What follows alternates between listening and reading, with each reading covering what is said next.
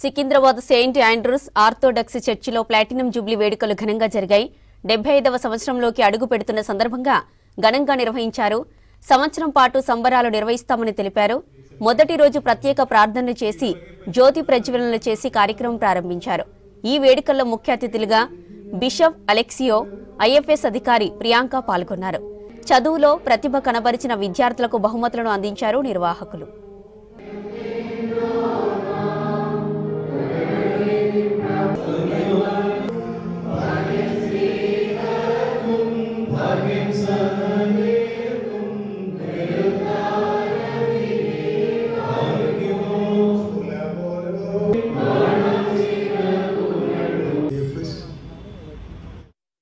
ఒక ఇంటెన్షన్ ఏంటంటే 4 చర్చెస్ మన హైదరాబాద్ రీజియన్ లో ఉన్న బిహెచ్ఎల్, జీడిమెట్ల, సికింద్రాబాద్, హైదరాబాద్ ఈ 4 చర్చెస్ లో ఉన్న మెంబర్స్ అందరూ కలిసి ఈ సెలబ్రేషన్స్ లో పాల్గొని చాలా ఒక సంతోషాన్ని మేము ఈ సొసైటీకి అందిద్దామని ఒక ఆలోచనతో మేము ఈ ప్రోగ్రాము ఈ సంవత్సరం జరుపుకున్నాం.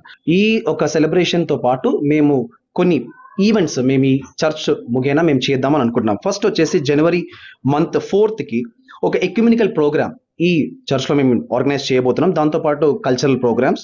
ఫిబ్రవరి మంత్ వచ్చేసేమో Hyderabad Sunday school 1 day conference మేము ఇక్కడ జరపబోతున్నాము.